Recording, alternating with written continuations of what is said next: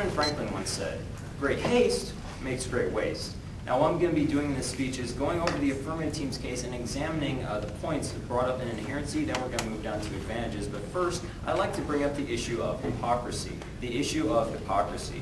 Now, Jackson-Vanik first came into effect when the Soviet Union was still around. In other words, when the Soviet Union broke up, all of the ex-Soviet states still had Jackson-Vanik applying to them. Now, there's an issue here. These ex-Soviet states are still under Jackson-Vanik, but they are in compliance with them. And the affirmative team is under the assumption that, well, if a country is in compliance with them, we should graduate them. Let's go ahead and see what Mark E. Mannion said from the Congressional Research Service report to Congress in 2006. Azerbaijan, Kazakhstan, Moldova, Russia, Tajikistan, and Uzbekistan, lots of stands, are granted conditional NTR under the full compliance provision of the Jackson-Vanik amendments. In other words, these countries get what we call normal trade relations status. This is NTR. It's essentially the same thing as PNTR, which is what Russia would gain once they are out of the Jackson-Vanik. These countries are in compliance with the amendment, but they're not being graduated.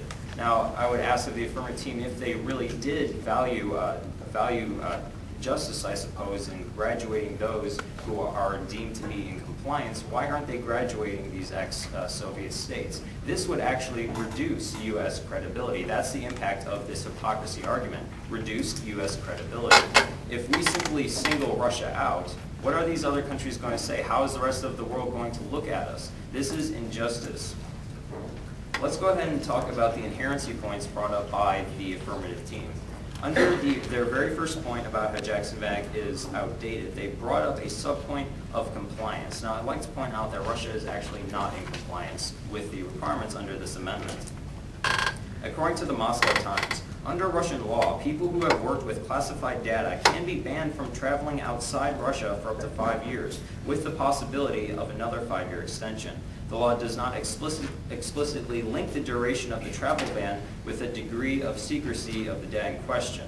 The current system of travel restrictions renders people vulnerable to arbitrary decisions by their superiors or security officers whose motives can include personal antipathy or paranoia rather than genuine security concerns. All right, so what is this saying? It's saying that Russia does not allow free emigration.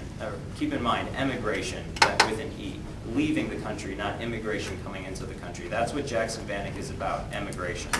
Now, this evidence clearly shows that Russia does not allow free emigration in some instances. So we can see that Russia isn't in compliance, unlike what the affirmative team would have you believe. Again, that was according to the Moscow Times. Let's go ahead and take a look at the second point that they brought, the second sub-point they brought under their first point about, let's see, leverage. Now, they claim that Jackson-Vanik does not provide any leverage over human rights. However, I'd like to point out that this is the only human rights leverage that the United States has in Russia when it comes to human rights. Now, according to Micah H.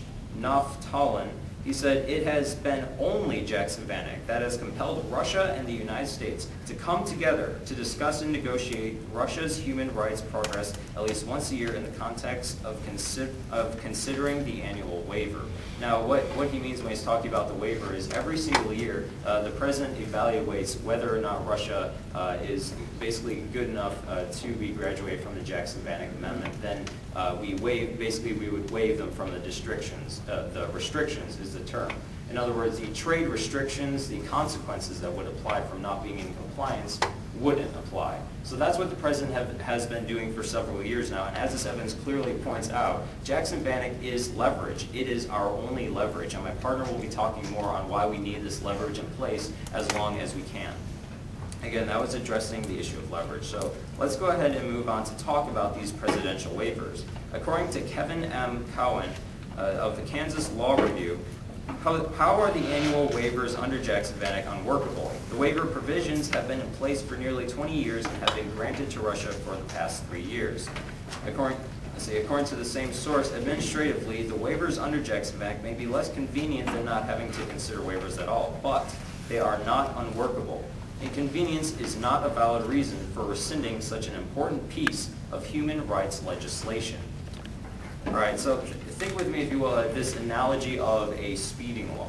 Now, if, let's say, well, I assume that you are all good citizens and pay attention to the speed limit. So if you're driving and you are under the speed limit, that doesn't mean that the speed limit 55 miles per hour sign goes away.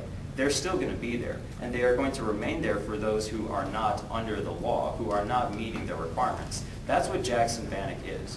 When they meet the requirements, we simply say, all right, then we won't give you any consequences for it. But when they are not in compliance with it, that's when the trade restrictions come upon them. So again, you can look at this as a speeding law. Just because they're in compliance doesn't mean that the law shouldn't be there to ensure that they are in compliance.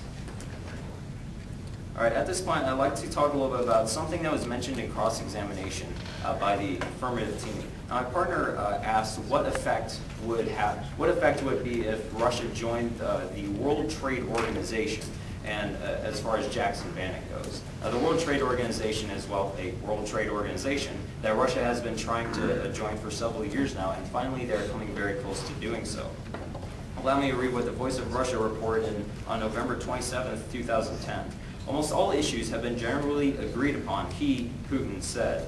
Before that, Putin told German businessmen during a meeting that Russia had covered its part of the path and had agreed on all basic problems with the European Union in practical terms. All right, so what does this mean? It means that Russia is getting very close to joining this organization.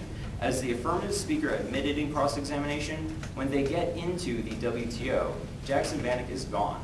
And here is why. According to Richard Schaefer, Roberto Augusti, and Beverly Earle in 2009, unconditional treatment is granted because the products from WTO countries are entitled to be treated equally and without discrimination. What does Jackson-Vanik do? Well, it treats Russia's products coming into the U.S. not equally, but with discrimination. Under WTO rules, that cannot be done. Russia is getting very close to joining this organization, and once they do, Jackson-Vanik will be gone. So in essence, the affirmative team's plan is already happening because we are working on graduating them from it because we know it's going to happen in several months anyway. All right, so in the end, we can see as we look at the affirmative team's inherency points that they're actually not correct in their claims that Russia is not currently in compliance, that they are not meeting some of the requirements, that this is leverage over Russia. In fact, it is our only piece of human rights leverage in Russia. Since they'll be joining the WTO soon, it's going to be gone anyway, so there's no need for the affirmative plan. And the analogy of the speeding law, even if they're in compliance, we need to ensure that they continue to be in compliance. And for all these reasons, I would encourage you to heed the words of Benjamin Franklin when he said, "Great haste makes great waste." Thank you. I'm now in cross-examination.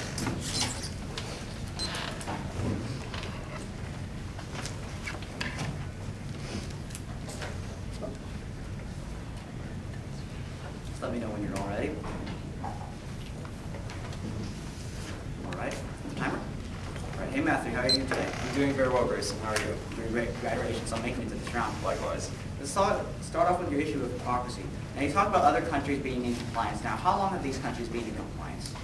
Well, the evidence doesn't specify that. Okay, all right. Now, have countries been graduated beforehand when others in compliance were not graduated? I'm not entirely sure about that. Okay, all right, thank you. Now let's talk about your issue of whether or not Russia allows free immigration. Now, could I take a look at that piece of evidence up here? Sure. This one right here. Okay, and what was the date on this? Let's see, it was in 2002. All right, thank you. Can I take this back to the table? If you'd like.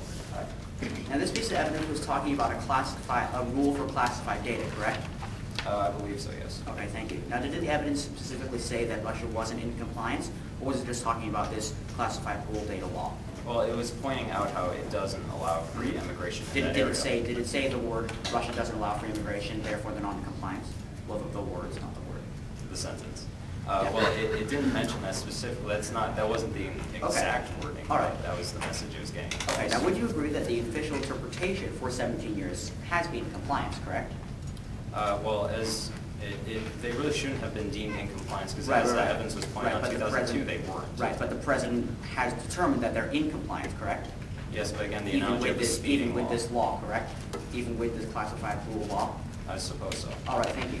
Now let's talk about human rights leverage. Now, you talked about how Jackson-Vanik is the only human rights tool. Now, have you heard of democracy aid? Toward Russia, yes. Okay, have you heard of the Presidential Bilateral Commission?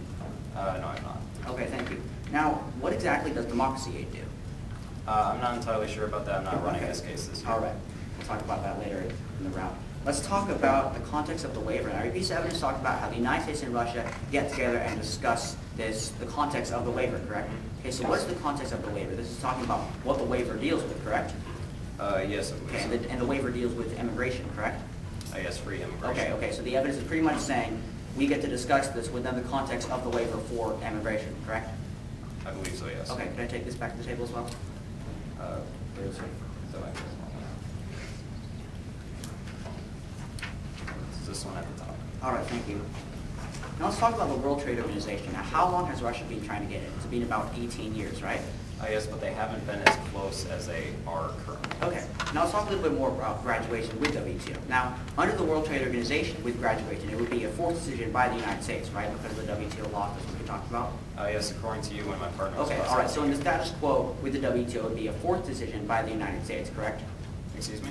It would be a forced decision to graduate Russia under WTO, correct? It would be forced by law. Basically, yes. Okay, and if Jackson Management was done before WTO, it would not be forced, correct? It would be a choice by the United States government. I suppose so. All right, thank you. No further questions. All right.